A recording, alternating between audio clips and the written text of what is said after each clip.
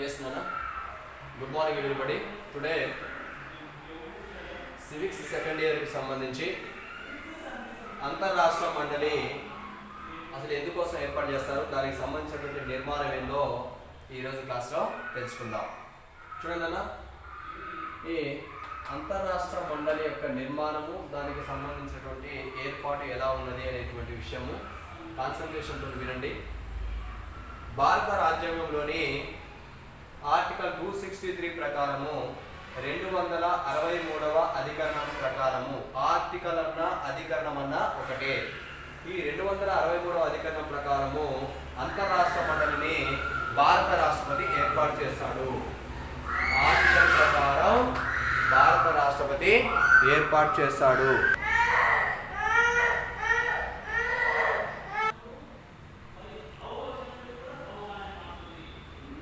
Right అన్న, look here, listen me, sorry for that disturbance. మనం ఏ article ప్రకారము రాష్ట్రపతి అంతర్రాష్ట్ర మండలిని ఏర్పాటు చేస్తారని చెప్పుకున్నామంటే ఆర్టికల్ 263 ప్రకారం. ఓకేనా? ఈ అంతర్రాష్ట్ర మండలి ప్రధాన విధి ఏంటంటే రాష్ట్రాల మధ్య సహకారాన్ని మరియు సమన్వయాన్ని పెంపొందించేటందుకే దీన్ని ఏర్పాటు చేశారు. సహకారాన్ని మరియు సమన్వయాన్ని, లుక్ హియర్, లిసన్, చూడండి, సమన్వయాన్ని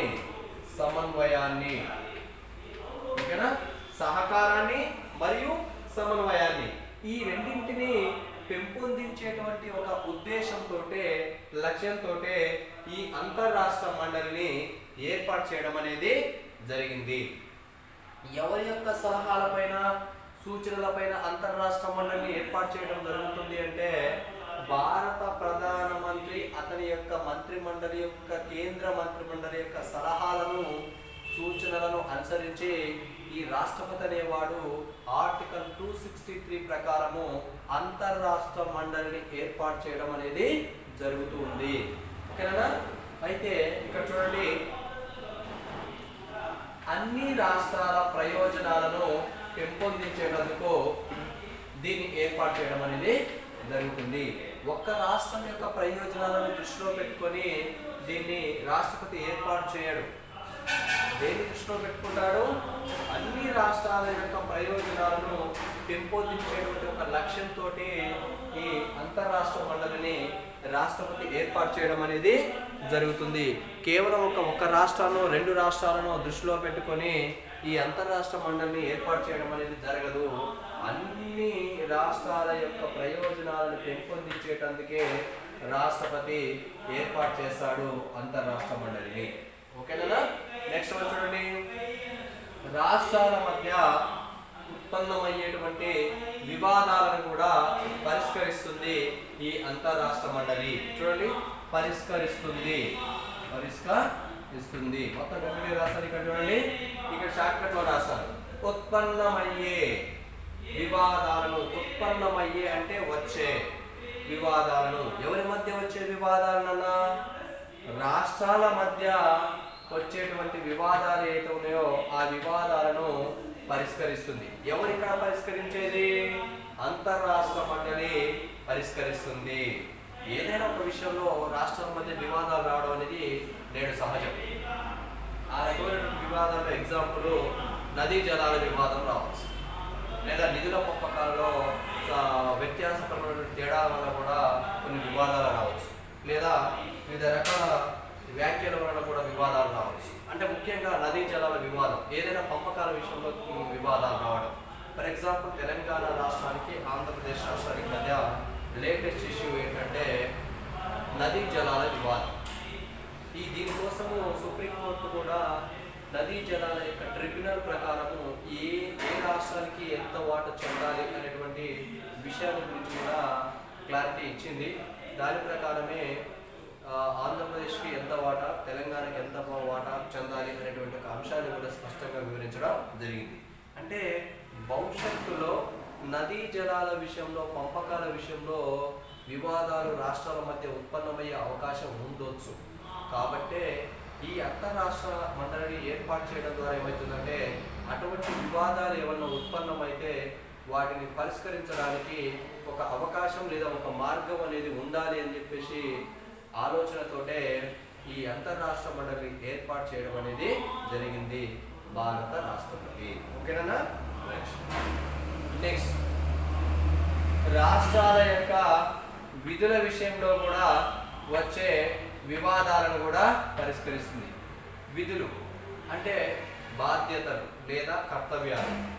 రాష్ట్రాలు నిర్వర్తించేటువంటి విధుల విషయంలో కూడా ఒక క్లారిటీ ఉంటుంది.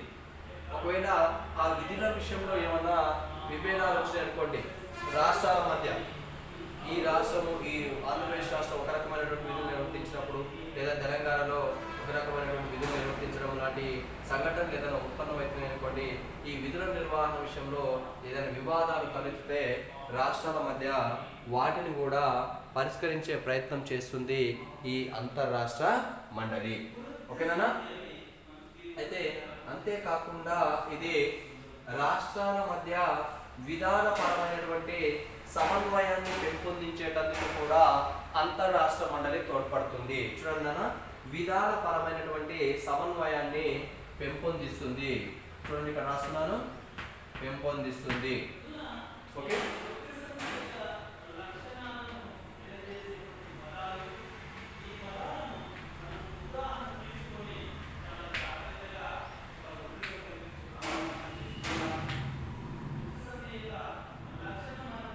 రాష్ట్రాల మధ్య విధానపరమైనటువంటి సమన్వయాన్ని కూడా పెంపొందిస్తుంది. ఎవరు? అంతర్రాష్ట్ర మండలి. ఇంకా చూడండి ఏం చేస్తుంది అంటే నదీ జలాలకు సంబంధించినటువంటి వివాదాలు ఉత్పన్నమైన పరిష్కరిస్తుంది. వివిధ రాష్ట్రాల మధ్య వచ్చేటువంటి అనేక వివాదాలను పరిష్కరిస్తుంది. రాష్ట్రాల మధ్య సహకారాన్ని పెంపొందిస్తుంది. వివిధ రాష్ట్రాల మధ్య విధానపరమైనటువంటి సమన్వయాన్ని కూడా పెంపొందిస్తుంది.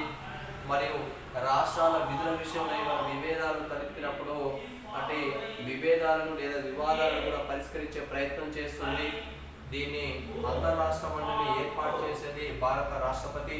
ఆర్టికల్ 263 ప్రకారము అంతర్రాష్ట్ర మండలిని ఏర్పాటు చేయడం అనేది జరుగుతుంది. ఇది దీనికి సంబంధించినటువంటి విధానం. మరియు అది ఏం చేస్తుంది అనేటువంటిది. ఇక దీని నిర్మాణం ఎలా ఉందో చూద్దాం. దాని యొక్క విధులు చూసాం. అంతర్రాష్ట్ర మండలి విధులు ఏం చేస్తుంది అనేది తెలుసుకున్నాము. ఇప్పుడు దానికి సంబంధించిన నిర్మాణం ఎలా ఉందో చూద్దాం. ఓకేనా? దేని నిర్మాణము? అంతర్రాష్ట్ర మండలి యొక్క నిర్మాణము. చూడండి ఇక్కడ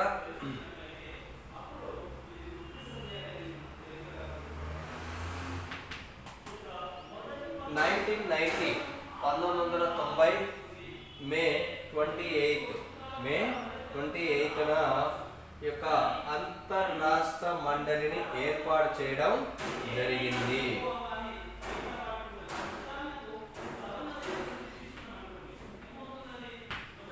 ఓకేనా? ఎప్పుడు ఏర్పాటు చేశారు?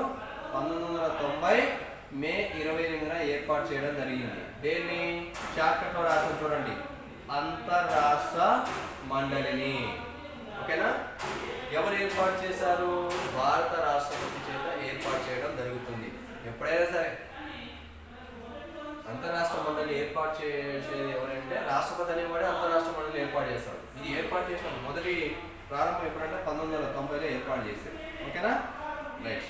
అయితే దీనిలో సభ్యులుగా ఎవరెవరు ఉంటారు? ఈ అంతర్రాష్ట్ర మండలిలో సభ్యులుగా ఎవరెవరు ఉంటారంటే కన్నా భారతదేశానికి ఎవరైతే ప్రధానమంత్రిగా వ్యవహరిస్తారో ఆ ప్రధానమంత్రిగా ఉండేటువంటి వ్యక్తితో పాటుగా అన్ని రాష్ట్రాల యొక్క ముఖ్యమంత్రులు. చూడండి దీనిలో సభ్యులుగా ఎవరు ఉన్నారో అంతర్రాష్ట్ర మండలిలో చూడండి. 1 ప్రధానమంత్రి ఉన్నాడు. 2 రాష్ట్రాల యొక్క ముఖ్యమంత్రులు. షార్ట్కట్లో రాశారు. రాష్ట్రాల ముఖ్యమంత్రులు.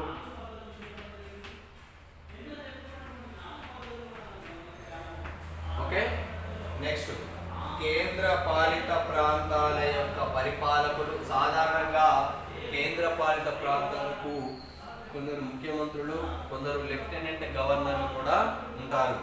ఆ పరిపాలకులు ఎవరైతే ఉన్నారో ఆ పరిపాలకులు కూడా దీనిలో సభ్యులుగా ఉంటారు. కేంద్ర పాలిత ప్రాంతాలు ఎన్నో తెలుసా మీకు? ఇప్పుడు కేంద్ర పాలిత ప్రాంతాలు 7. ఏంటా అవి? మీకు ఒక షార్ట్ కోడ్ చెప్తాను చూడండి అన్న. కేంద్ర పాలిత ప్రాంతాలకు చండి పాదాల అండ.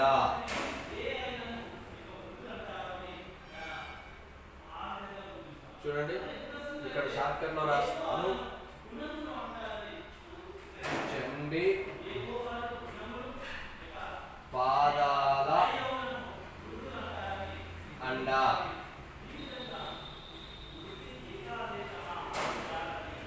చండి పాదాల అండ. చూడండి 1 2 3 4 5 6 7 కేంద్ర పాలిత ప్రాంతాలు ఎన్ని? మొత్తం 7. ఇక్కడ రాస్తుంది చూడండి. కేంద్ర పాలిత ప్రాంతాలు మొత్తం ఏంటంటే 7. ఆ 7 ఇవి. ఓకేనా? రైట్.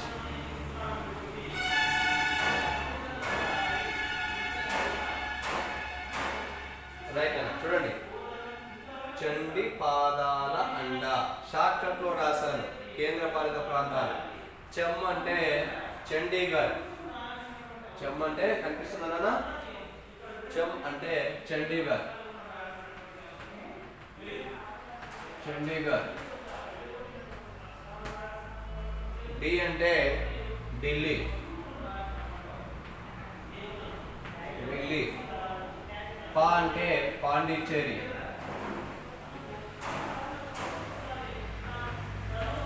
దా అంటే దాద్రా నగర్ హవేలీ.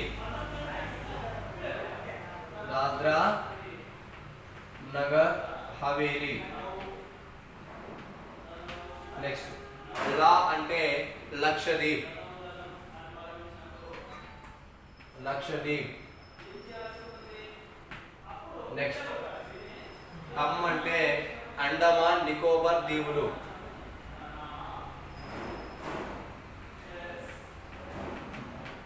అండమాన్ నికోబార్ దీవులు. అండమాన్ నికోబార్ దీవులు. డా అనగా డామన్ డయ్యు లేదా డయ్యు డామన్. డయ్యు డామన్. డయ్యు డామన్ అనొచ్చు, డామన్ డయ్యు అనొచ్చు. ఓకేనా? ఎన్ని వచ్చినాయి మొత్తం? 1 2 3 4 5 6 6 7 మొత్తం 7. షార్ట్ కట్ లో చండి పాదాల అండ. చండి పాదాల అండ అంటే మనకు ఆ 7 రకాలు కేంద్ర పాలిత ప్రాంతాలు. ఓకేనా? షార్ట్ కట్ లో అలా గుర్తుపెట్టుకోవడం ద్వారా మీరు ఈజీగా ఆన్సర్ నేర్చుకునే ఒక అవకాశం ఉంటుంది. ఈ కేంద్ర పాలిత ప్రాంతాలకు ఎన్నికైనటువంటి ఎవరైతే ఉంటారో ఆ పరిపాలకులు కూడా అంతర్రాష్ట్ర మండలిలో సభ్యులుగా ఉంటారు. నెక్స్ట్ ఎవరు ఉంటారు? ప్రధాని చేత సూచించబడినటువంటి 6 కేంద్ర మంత్రులు ఉంటారు. ఎంతమంది? 6. ఎంతమంది ఉన్నారు? 6 ఉన్నారు. ఓకేనా? చూడండి ప్రధానిచే లేదా ప్రధాని చేత ఎవరైతే ప్రధానమంత్రి ఒక 6 మెంబర్స్ని సూచిస్తాడో వారు మాత్రమే అంతర్రాష్ట్ర మండలిలో సభ్యులుగా ఉంటారు. అంతేకాని క్యాబినెట్ మంత్రులు మొత్తం కూడా లేదా సహాయ మంత్రులు ఎవరైతే ఉన్నారో వాళ్ళు అందరూ కూడా ఈ అంతర్రాష్ట్ర మండలిలో సభ్యులుగా ఉండరు. కేవలం ప్రధానమంత్రి చేత సూచించబడినటువంటి 6 సభ్యులు మంత్రులు మాత్రమే, కేంద్ర మంత్రులు 6 మాత్రమే అంతర్రాష్ట్ర మండలిలో సభ్యులుగా ఉంటారు. చూడండి ఇప్పుడు ఎంతమంది ఉన్నారు? మొత్తం 4. 1 ప్రధానమంత్రి, 2 అన్ని రాష్ట్రాల ముఖ్యమంత్రులు, 3 కేంద్ర పాలిత ప్రాంతాల పరిపాలకులు, 4 ప్రధానిచే సూచించబడినటువంటి 6 కేంద్ర మంత్రులు. వీళ్ళందరూ కూడా ఎక్కడ సభ్యులుగా ఉన్నారు? అంతర్రాష్ట్ర మండలిలో సభ్యులుగా ఉన్నారు. ఓకేనా? రైట్. కాన్సంట్రేషన్తో వినాలి. మరే మీరు ఈ యొక్క అంతర్రాష్ట్ర మండలి సమావేశాలకు అధ్యక్షత వహిస్తారంటే భారత ప్రధానమంత్రి అధ్యక్షత వహిస్తాడు. ఒకవేళ ప్రధానమంత్రి అంతర్రాష్ట్ర మండలి సమావేశాలకు అధ్యక్షత వహించకపోతే ఎవరు అధ్యక్షత వహిస్తారు అని ఒక చిన్న డౌట్ రావాలి. ఎవరంటే ప్రధానమంత్రి చేత 6 మంత్రులు సభ్యులుగా నియమించబడుతున్నారు. ఎక్కడ? అంతర్రాష్ట్ర మండలికి.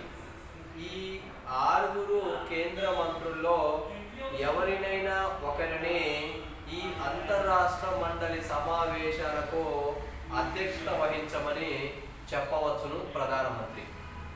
ప్రధానమంత్రి ఏ మంత్రినైతే ఆ సమావేశాలు నిర్వహించమని అధ్యక్షత వహించమని చెబుతాడో వారు ఆ అంతర్రాష్ట్ర సమావేశాలకు అధ్యక్షత వహించడం అనేది జరుగుతుంది. ఇది ఎప్పుడు? ప్రధానమంత్రి లేనప్పుడు, ప్రధానమంత్రి యొక్క అనుమతితోటి ఆయన అందుబాటులో లేనప్పుడు ఆ సమావేశాలకు కేంద్ర మంత్రి ఒకరు అధ్యక్షత వహిస్తారు. సాధారణంగా అయితే ప్రధానమంత్రి అంతర్రాష్ట్ర మండలి సమావేశాలకు అధ్యక్షత వహిస్తాడు. ఆ సమావేశాన్ని కూడా ఆయనే ఏర్పాటు చేస్తాడు. ఆయన లేనప్పుడు మాత్రమే 6 మంత్రుల్లో ఒకరికి ఆ అవకాశం ఇవ్వడం అనేది జరుగుతుంది. చూడనా, ఇక్కడ అదే రాశాను. అంతర్రాష్ట్ర మండలి సమావేశాలకు ప్రధాని అధ్యక్షుడిగా వ్యవహరిస్తాడు.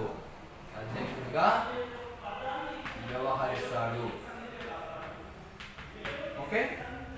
ఒకానొక సందర్భంలో అంటే ఆయన లేనటువంటి సందర్భంలో కావచ్చు, ఒకానొక సందర్భంలో ఆ సమావేశాలకు, ఏ సమావేశాలకు? అంతర్రాష్ట్ర మండలి యొక్క సమావేశాలకు కేంద్ర మంత్రుల్లో ఎంతమంది ఉన్నారు? కేంద్ర మంత్రుల్లో 6. కేంద్ర మంత్రుల్లో ఒకరిని అధ్యక్షత వహించమని కోరవచ్చు. ఆ అవకాశము ఇస్తాడు భారత ప్రధానమంత్రి. ఓకేనా? ఇప్పుడు చెప్పండి, ఏ ఆర్టికల్ ప్రకారం అంతర్రాష్ట్ర మండలి ఏర్పాటైంది అనేటువంటి అంశాన్ని నేర్చుకున్నాము. అసలు ఎందుకోసం దీన్ని ఏర్పాటు చేస్తారనేటువంటి అంశాన్ని నేర్చుకున్నాము. దాని నిర్మాణంలో ఎవరెవరు సభ్యులుగా ఉంటారు, అది ఎప్పుడు ఏర్పాటు చేయబడింది, దానిలో దాని సమావేశానికి అధ్యక్షత ఎవరు వహిస్తారు అనేటువంటి అంశాలను మనం నేర్చుకున్నాం. చూడండి, వీటిని కీ పాయింట్స్ అంటారు. ఆ కీ పాయింట్స్ గుర్తుపెట్టుకుంటే మన ఆన్సర్ ఈజీగా ఫామ్ చేయొచ్చు. చూడండి, ఫస్ట్ కీ పాయింట్ ఏ ఆర్టికల్ ప్రకారం ఏర్పాటు చేశారు. రెండవ కీ ఎందుకోసం ఏర్పాటు చేశారు. మూడవ కీ పాయింట్ ఎప్పుడు ఏర్పాటు చేశారు. నాలుగవది ఎవరెవరు సభ్యులుగా ఉన్నారు. 5 ఎవరు అధ్యక్షత వహిస్తారు. చూడండి, ఈ 5 కీ పాయింట్స్ మనం గుర్తుపెట్టుకుంటే ఈజీగా ఆన్సర్ ఫామ్ చేయొచ్చు. ఇప్పుడు చూడండి, ఇంకా సింపుల్గా చెప్తాను. ఏ ఆర్టికల్ ప్రకారం అంటే 263 ఆర్టికల్ ప్రకారం ఎవరు ఏర్పాటు చేస్తారు. రాష్ట్రపతి ఏర్పాటు చేస్తాడు. ఎందుకోసం ఏర్పాటు చేస్తాడు. రాష్ట్రాల మధ్య సహకారాన్ని, సమన్వయాన్ని పెంపొందించడం కోసం ఏర్పాటు చేస్తాడు. ఓకే. మరి ఇందులో సభ్యులుగా ఎవరెవరు ఉంటారు. అన్ని రాష్ట్రాల ముఖ్యమంత్రులు ఉంటారు, ప్రధానమంత్రి ఉంటాడు, కేంద్ర మంత్రులు ఒక 6 ఉంటారు, మరియు కేంద్ర పాలిత ప్రాంతాలకు ఉన్నటువంటి పరిపాలకులు కూడా ఉంటారు. ఎప్పుడు ఏర్పాటు చేశారు. 1990 మే 28న ఏర్పాటు చేశారు. దీనికి అధ్యక్షుడు ఎవరు వహిస్తారు. అధ్యక్షుడిగా ప్రధానమంత్రి ఉంటాడు. ఆయన లేనప్పుడు ఎవరు ఉంటారు. కేంద్ర మంత్రుల్లో ఒకరు, 6 మంత్రుల్లో ఒకరు అధ్యక్షుడిగా ఉంటారు. Okay, finish over. అంటే ఆ కీ పాయింట్స్ మనం గుర్తుపెట్టుకుంటే ఈజీగా ఆన్సర్ ఫామ్ చేయవచ్చు. కేంద్ర పాలిత ప్రాంతాలు ఎన్ని. కేంద్ర పాలిత ప్రాంతాలు 7. అవి షార్ట్ కోడ్ లో చండి పాదాల అండ. చండి, చం అంటే చండీగఢ్, డి అంటే ఢిల్లీ. చండి పాదాల అండ, ప పాండిచ్చేరి, ద దాద్రా నగర్ హవేలీ. చండి పాదాల లక్షద్వీప్, అండ అం అండమాన్ నికోబార్ దీవులు, ద డయ్యు డామన్ లేదా డామన్ డయ్యు. ఈ 7 కేంద్ర పాలిత ప్రాంతాలు. ఈజీగా షార్ట్ కట్ లో గుర్తుపెట్టుకోవాల్సినటువంటి ఒక కోడ్. ఓకేనా? రైట్. ఇప్పుడు మనం అంతర్రాష్ట్ర మండలి దేనికోసం ఏర్పాటు చేశారు, దానికి ఉన్నటువంటి నిర్మాణం ఏంటో తెలుసుకోగలిగాం. ఇక నెక్స్ట్ క్వశ్చన్, శాసన ఉల్లంఘన ఉద్యమం అనగానేమి అనేటువంటి క్వశ్చన్ ని చూద్దాం. శాసన ఉల్లంఘన ఉద్యమము. ఓకేనా? అసలు ఆ శాసన ఉల్లంఘన ఉద్యమాన్ని ఎందుకు ఏర్పాటు చేశారు, ఆ ఏర్పాటు చేయాల్సినటువంటి అవసరం. ఓకేనా? ఈ అంతర్రాష్ట్ర మండలిని ఏర్పాటు చేయాల్సినటువంటి అవసరం, ఆవశ్యకత ఎందుకు వచ్చింది అనేటువంటి అంశాన్ని తెలుసుకున్నాం. ఇక ఈ ఉప్పు శాసన ఉల్లంఘన ఉద్యమం అంటే ఏంటో చూద్దాం. శాసనము అంటే చట్టం, ఉల్లంఘించడం అంటే వ్యతిరేకించడం. ఆ చట్ట ఉల్లంఘన లేదా శాసన ఉల్లంఘన అంటే ఏందో చూద్దాం. దాంట్లో మనకు కీ పాయింట్స్ ఏంటి? ఎవరు ఈ ఉద్యమాన్ని ప్రారంభించారు, 1. ఎప్పుడు ప్రారంభించారు, 2. ఎందుకోసం చేయాల్సినటువంటి అవసరం వచ్చింది, ఎంతమంది అనుచరులతో కలిసి చేశారు, ఎన్ని కిలోమీటర్లు కాలినడకన నడిచారు, ఎక్కడికి వెళ్ళారు, ఎక్కడి నుండి బయలుదేరారు. ఇవి కీ పాయింట్స్. ఇవి గుర్తుపెట్టుకుంటే మనం ఈజీగా ఆన్సర్ ఫామ్ చేయవచ్చు. ఇక చూడండి, 1930 మార్చి 12న అంటే ఎప్పుడు ఇది ఉద్యమం స్టార్ట్ అయింది అన్నప్పుడు క్వశ్చన్కి ఇది ఆన్సర్. 1930 మార్చ్ 12న మహాత్మా గాంధీ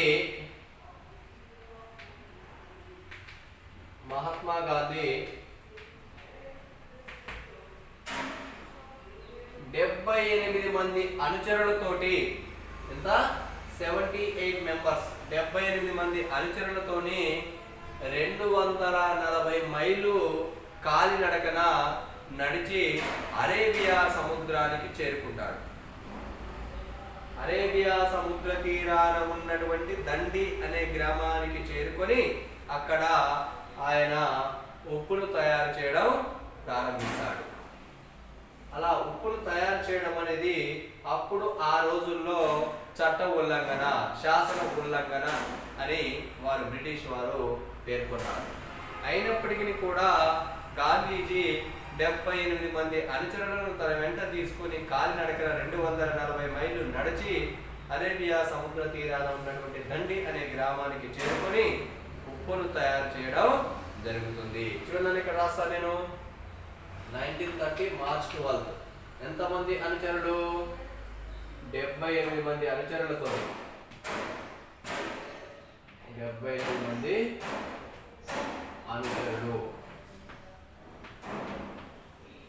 అనుచరులతోని ఎన్ని మైళ్ళు నడిచాడు? 240 మైళ్ళు. ఎలా వెళ్ళాడు గాంధీజీ? కాలినడకన.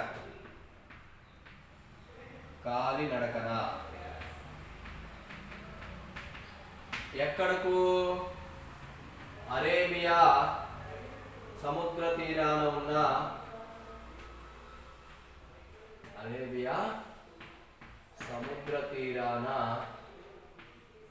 దండి అనే గ్రామానికి.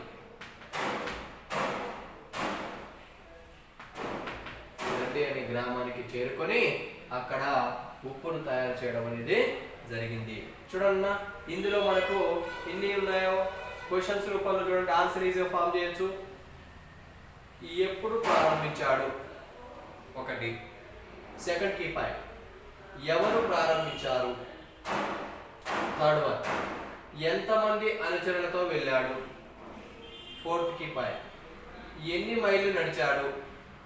అండ్ 5th కీ పాయింట్, ఎక్కడికి చేరుకున్నాడు. ఇవి మనము గనక గుర్తుపెట్టుకుంటే ఆన్సర్ ఈజీగా ఫామ్ చేయవచ్చు. ఇప్పుడు చూడండి అన్న, ఎప్పుడు అంటే 1930 మార్చ్ 12న. ఎవరు అంటే మహాత్మా గాంధీ. ఎంతమంది అనుచరులతో? 78 మెంబర్స్తో కలిసి. ఎన్ని మైళ్ళు? 240 మైళ్ళు కాలినడకన నడిచి. ఎక్కడకు? అరేబియా సముద్ర తీరాన ఉన్నటువంటి దండి అనేటువంటి ఒక గ్రామానికి చేరుకొని ఆయన ఏం చేశాడు? ఉప్పును తయారు చేసి ఆ యొక్క బ్రిటిష్ వాడికి సంబంధించినటువంటి చట్టాన్ని ఉల్లంఘించారు. కాబట్టి దీనికి శాసన ఉల్లంఘన ఉద్యమం అని పేరు వచ్చింది. ఓకేనా? Right. This is the very most important question. ఓకేనా? రైట్. నెక్స్ట్ క్వశ్చన్, రాజ్యాంగ పరిషత్. This is the 3rd one, రాజ్యాంగ పరిషత్. ఇక్కడ రాష్ట్రం చూడండి, అసలు రాజ్యాంగ పరిషత్తును ఏర్పాటు చేయాల్సినటువంటి అవసరం, ఆవశ్యకత ఎందుకు వచ్చింది? దాన్ని అసలు ఎవరు ఏర్పాటు చేశారు? ఒకటి, ఎందుకోసం ఏర్పాటు చేశారు? రెండు, అందులో ఎవరెవరు సభ్యులుగా ఉన్నారు? మూడు, దాని మొదటి సమావేశం ఎప్పుడు జరిగింది? 4, దానికి శాశ్వత అధ్యక్షుడు ఎవరు? 5. ఈ అంశాలు గుర్తుపెట్టుకుంటే ఆన్సర్ ఈజీగా ఫామ్ చేయవచ్చు. ఓకేనా? రైట్. ముందుగా చూడండి, దేని ఆధారంగా ఎవరు ఏర్పాటు చేశారంటే చూడండి, క్యాబినెట్ మిషన్ ఆధారంగా షార్ట్ కట్ లో రాసిన అక్కడ బ్రిటిష్ ప్రభుత్వంచే ఏర్పాటు చేయడం జరిగింది. చూడండి ఇక్కడ క్యాబినెట్ మిషన్ ఆధారంగా బ్రిటిష్ ప్రభుత్వం చేత ఏర్పాటు చేయడం జరిగింది. ఏంటిది? ఈ రాజ్యాంగ పరిషత్. చూడండి, ఈ రాజ్యాంగ నిర్మాణ సభ యొక్క లక్ష్యం ఏంటంటే, అంటే ఈ పరిషత్ యొక్క ప్రధాన లక్ష్యం ఏంటంటే స్వతంత్ర భారతదేశానికి నూతన రాజ్యాంగాన్ని తీసుకురావడం, నూతన రాజ్యాంగాన్ని తయారు చేయడం. నూతన అంటే కొత్త రాజ్యాంగాన్ని తయారు చేయడం. దేనికి? స్వతంత్ర భారత దేశానికి ఏం కావాలి? ఒక రాజ్యాంగం కావాలి. అయితే మనకు స్వాతంత్రం అయితే 1947 ఆగస్టు 15న స్వాతంత్రం వచ్చింది. స్వతంత్రం వచ్చిన తర్వాత మనకంటూ ఒక రాజ్యాంగం అనేది లేదు. మరి కంపల్సరీ మనకంటూ ఒక రాజ్యాంగం ఉండాలి కదా? ఉండాలా ఉందా? ఎస్, ఉండాలి. మరి రాజ్యాంగం కావాలి అంటే రాజ్యాంగాన్ని ఏర్పాటు చేసేటువంటి ఒక సంస్థ కావాలి. అదే ఈ రాజ్యాంగ పరిషత్. మరి అందులో ఎవరెవరు ఉన్నారు, ఎవరెవరు కలిసి రాజ్యాంగాన్ని రూపొందించారనేటువంటి అంశాన్ని మనం తెలుసుకుందాం. చూడండి ఇక్కడ ఈ రాజ్యాంగ పరిషత్తు ప్రధాన లక్ష్యం ఏమనుకున్నాము? మన దేశానికి లేదా స్వతంత్ర భారతదేశానికి రాజ్యాంగాన్ని తయారు చేయడము. ఓకేనా? రైట్. ఇందులో మొత్తం 389 మెంబర్స్, 389 మంది సభ్యులు ఉన్నారు. ఎందులోనైనా రాజ్యాంగ పరిషత్తులో రాజ్యాంగ పరిషత్. ఓకేనా? అందులో ప్రముఖులు ఎవరంటే జవహర్లాల్ నెహ్రూ గారు,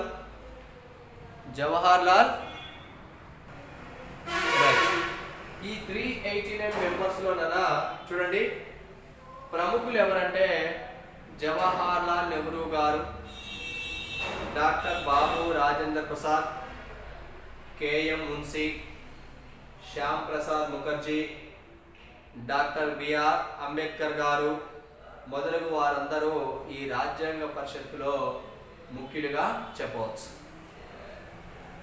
మనం 389 మంది సభ్యులు ఉన్నారని చెప్పేసి 389 మంది పేర్లు రాయలేము కదా. అందులో ప్రముఖుల పేర్లు రాస్తున్నాము. ఒకరు doctor Babu Rajendra Prasad,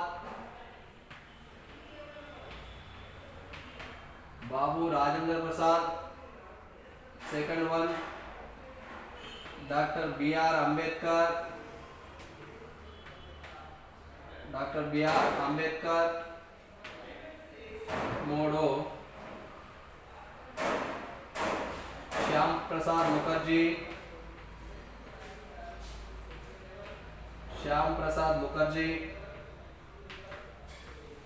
and fourth one KM Munshi,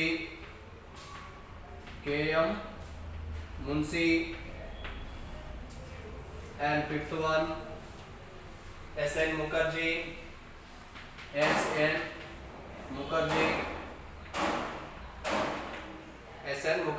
ఇక మొదలగు వారు జవహర్లాల్ నెహ్రూ, సిక్స్త్ వన్ జవహర్లాల్ నెహ్రూ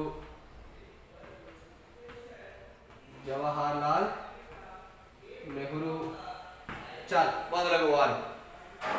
వీళ్ళందరూ కూడా ఎక్కడ ప్రముఖులు అంటే రాజ్యాంగ పరిషత్తులో ఉన్నటువంటి 389 మంది సభ్యుల్లో వీరు ప్రముఖులుగా చెప్పవచ్చు.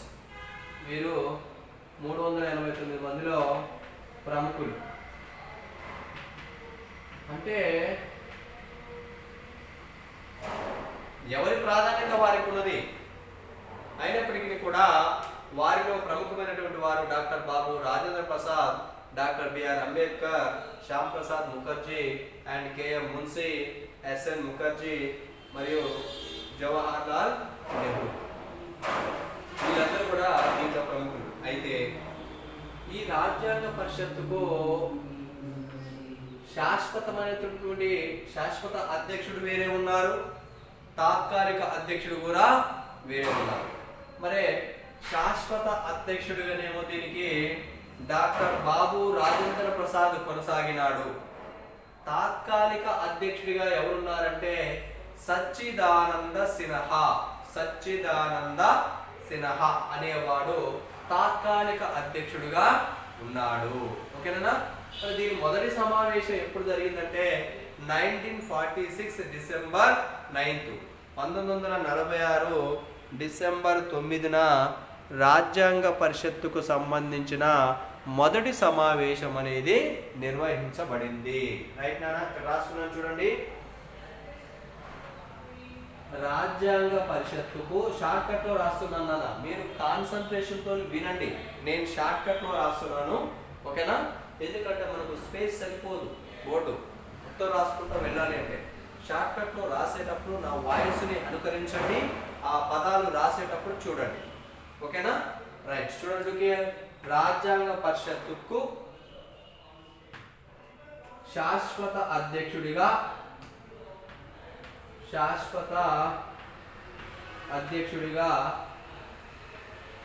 డాక్టర్ బాబు రాజేంద్ర ప్రసాద్ నియమించబడ్డాడు. చూడాలన్నా, నేను రాసేటప్పుడు అడ్డం ఉన్నా ఒకవేళ మళ్ళీ చెప్తాను, ఓకేనా? మరి దీనికి తాత్కాలిక అధ్యక్షుడు, రాజ్యాంగ పరిషత్తుకు తాత్కాలిక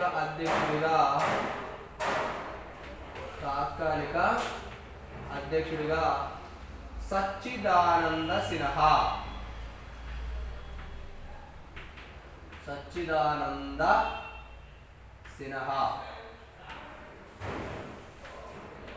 నియమితులయ్యారు లేదా వ్యవహరించారు. ఓకేనా? దీని మొదటి సమావేశం చూడండి, 1946 డిసెంబర్ 9న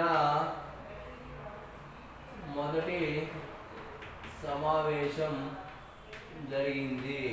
రైట్, రాసేటప్పుడు కొంచెం మీకు కనిపించకపోవచ్చు. ఇప్పుడు చూడండి, రాజ్యాంగ పరిషత్తుకు శాశ్వత అధ్యక్షుడిగా డాక్టర్ బాబు రాజేంద్ర ప్రసాద్ నియమించబడ్డాడు. షార్ట్కట్లో రాశారు, రా అంటే రాజేంద్ర ప్రసాద్ నియమించబడ్డాడు. శాశ్వతం, పర్మనెంట్ అధ్యక్షుడు. ఇక రాజ్యాంగ పరిషత్తుకు తాత్కాలిక అధ్యక్షుడు అంటే టెంపరరీగా సచ్చిదానంద సిన్హా నియమించబడ్డాడు. ఈ రాజ్యాంగ పరిషత్తుకు సంబంధించి మొదటి సమావేశమేమో 1946 డిసెంబర్ 9వ తారీఖున మొదటి సమావేశం జరిగింది రాజ్యాంగ పరిషత్తుది. ఓకేనా? చూడండి, అంటే మనకు ఇందులో ఎన్ని ముఖ్యాంశాలు ఉన్నాయో గుర్తుపెట్టుకోవడానికి, ఎవరు ఏర్పాటు చేశారు, దేని ఆధారంగా, దాని లక్ష్యం ఏంటి, ఎంతమంది సభ్యులు ఉన్నారు, వారిలో ప్రముఖులు ఎవరున్నారు, దీని మొదటి సమావేశం ఎప్పుడు జరిగింది, టెంపరరీ అధ్యక్షుడు ఎవరున్నారు, పర్మనెంట్గా ఎవరున్నారు, అంటే మనం వాటిని ఏమంటారంటే కీ పాయింట్స్ అంటాం నాన్న.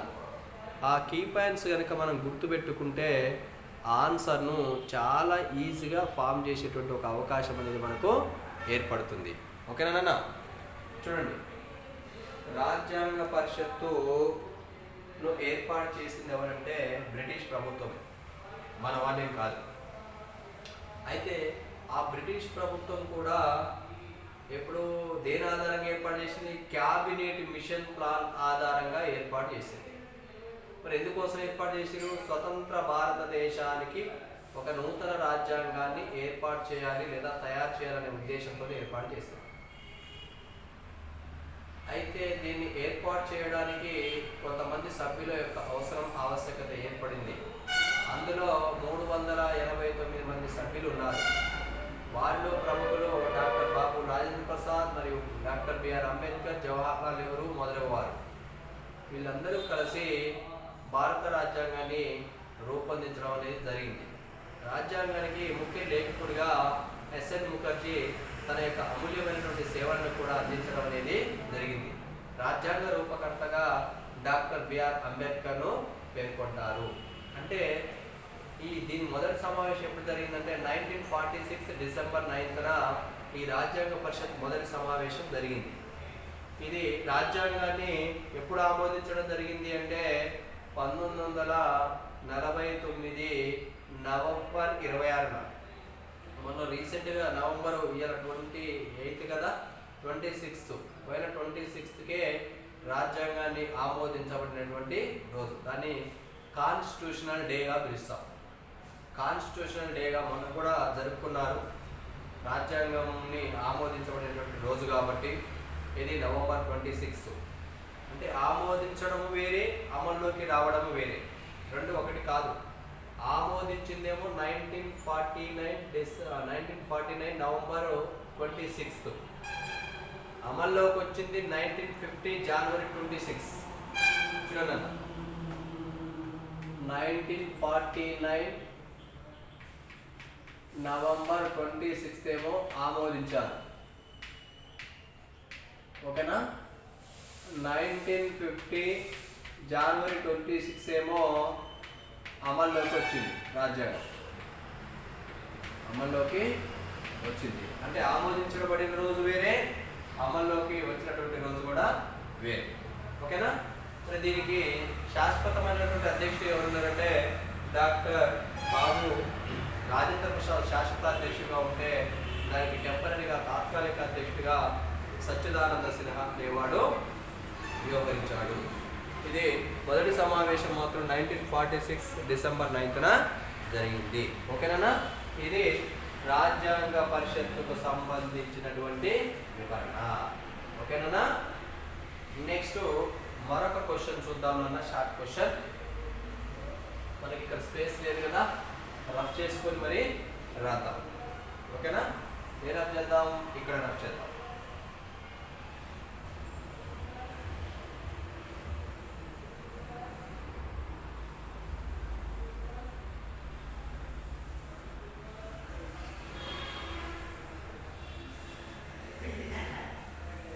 రైట్. ఓకేనా?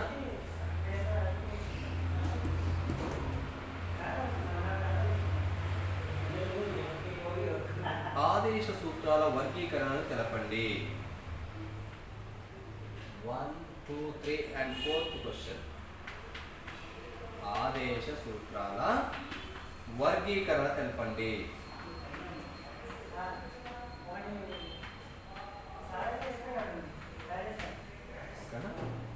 వర్గీకరణ సింపుల్గా ఆదేశ సూత్రాల వర్గీకరణ చూడండి. అన్న ఇక్కడ ఆదేశ సూత్రాలను ప్రధానంగా 4 రకాలుగా వర్గీకరించడం జరుగుతుంది. ఒకటి, అవి సామ్యవాద సూత్రాలు, గాంధేయవాద సూత్రాలు, ఉదారవాద సూత్రాలు, అదనపు సూత్రాలు. షార్ట్కట్లో సాసు. చూడండి, ప్రధానంగా ఎన్ని రకాల వర్గీకరణ అంటే 4 రకాలుగా వర్గీకరించడం జరుగుతుంది. ఓకేనా? ఒకటి సాసు. సాసు అంటే సామ్యవాద సూత్రాలు. షార్ట్కట్లో మనకు స్పేస్ లేదు కాబట్టి మొత్తం రాయలేం కదా, కాబట్టి షార్ట్కట్లో రాస్తాను. సామ్యవాద సూత్రాలు.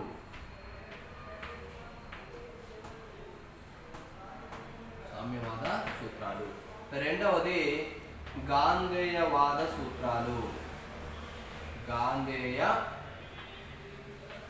గాంధేయవాద సూత్రాలు. అండ్ థర్డ్ వన్ ఏంటి?